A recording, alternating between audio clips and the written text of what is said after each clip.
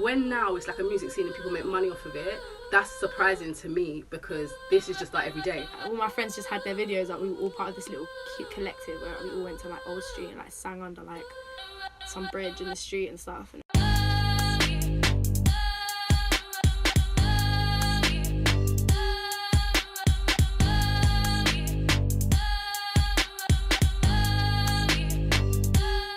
Gash. I don't like that word, man. It's like, it's not very nice. Gash, you know, doesn't it mean like when you have a gash on your knee? Like a, you know what I mean? So for that reason, I don't like it.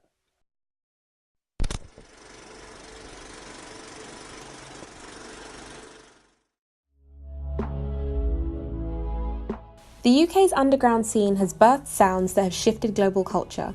From the late 20th century to now, prevalent genres such as grime, garage, soul and British hip-hop have quickly influenced the mainstream.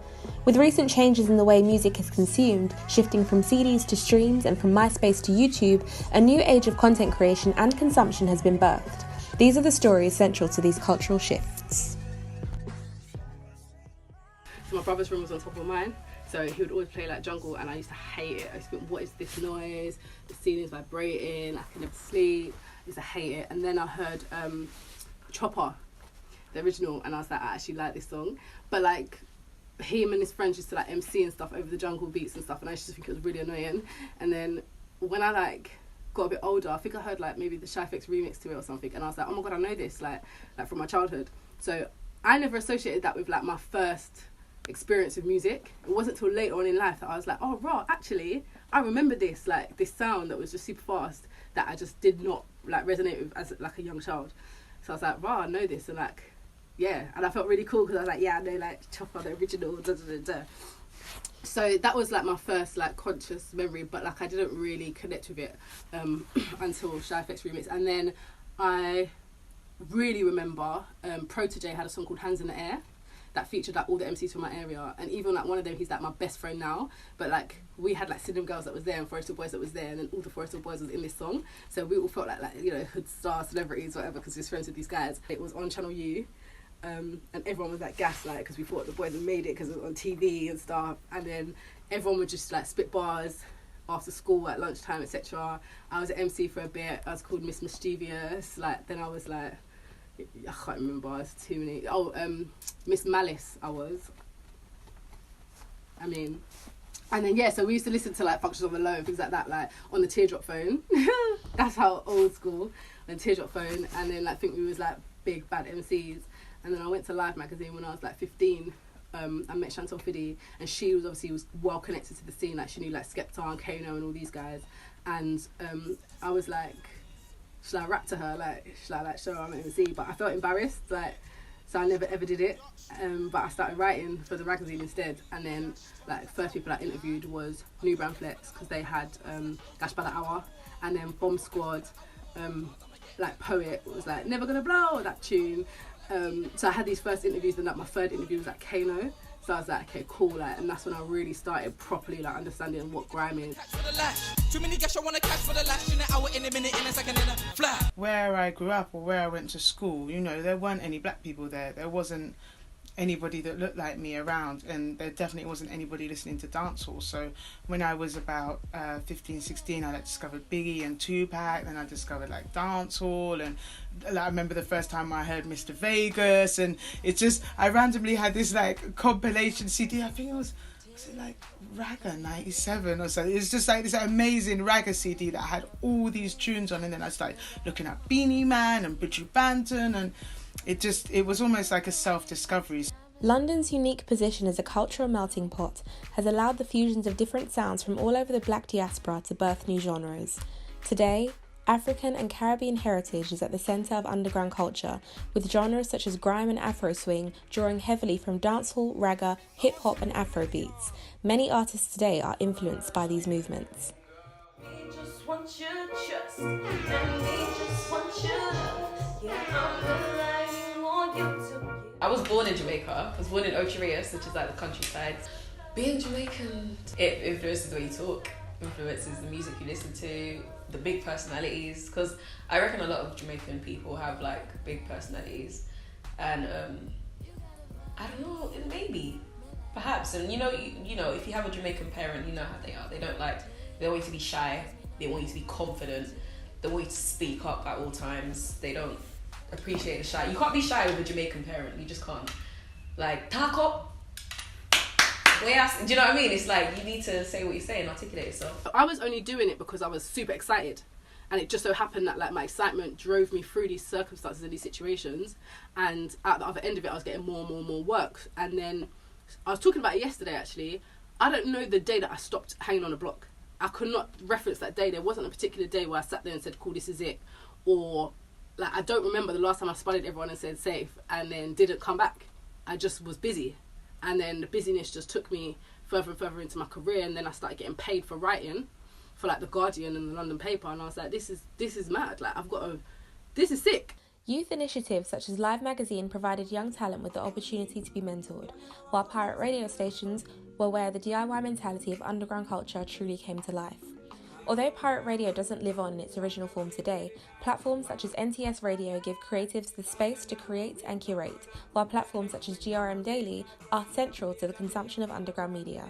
We started with like a few like parties, like underground parties where people would just come and jump on the mic, and the path has just taken us to like a much bigger platform now. For me, especially, music is always something I've been drawn back to.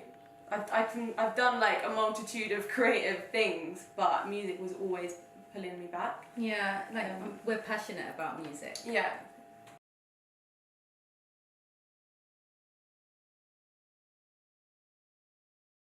I started DJing out in a period where people definitely wanted to hear the music that I was playing from an excitement and fresh point of view, whereas now obviously you're in a club and people just want to hear, you know, the bangers that everybody reacts to, everybody knows the same song. But at that point, when people were discovering hip-hop and R&B essentially for the first time and falling in love with it, like, you could just play around with the music and they were so open to hearing tracks that they didn't know. DJs are still central to the music scene. Other key figures in the industry include the managers and marketers, from Grace Ladoja, manager of the likes of Skepta and Mabel, to Sian Anderson, who has helped establish artists such as Stormzy and Ed Sheeran. There are many unsung heroes of the underground scene, behind the emerging artists we know and love. I came from Algeria, North Africa, straight to North London.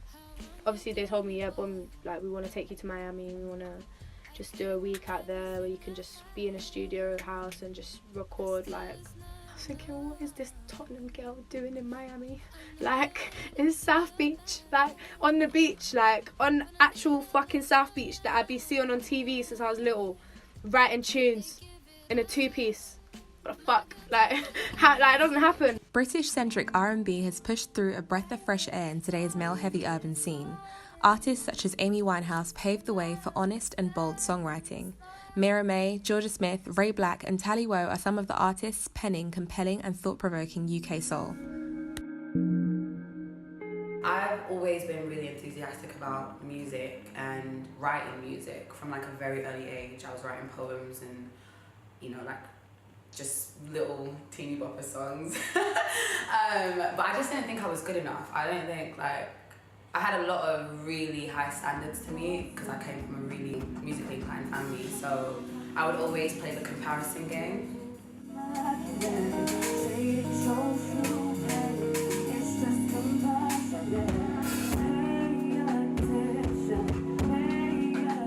MTV Base was my life. I feel like I used to sit there. I was one of those kids that sat and watched MTV Base all day, learning all the routines for everything. MTV Base, Channel U.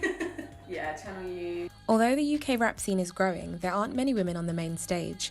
Recently, artists such as Steph London and Nadia Rose have seen major success, while Little Sims has received international cosigns from the likes of Jay-Z and Kendrick Lamar.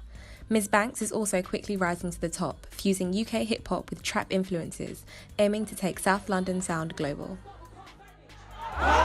Bust down doors, do damage. Niggas say I got the whole package. They up in the city, cause I can get my sister up on the mind package. Let a bitch match up my wiggle for the weak stars. Yeah? What the fucking bitches know about ratchet? Natural hair popping, draw who out there in the ocean. When you be Steven in the well, you must be bluffing. Talking about you don't need a muffin. If he ain't such a nice, fuck that.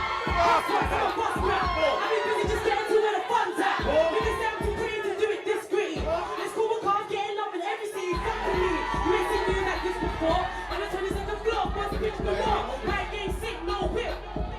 Any niggas can't phone me like the brothers in jail. I ain't talking Libertine when I say buddy shoes. What it's gonna be, fucking my money roots. Whole team will never lose. Fucking real bitches, my nigga, like who are you? You like the two in the queue.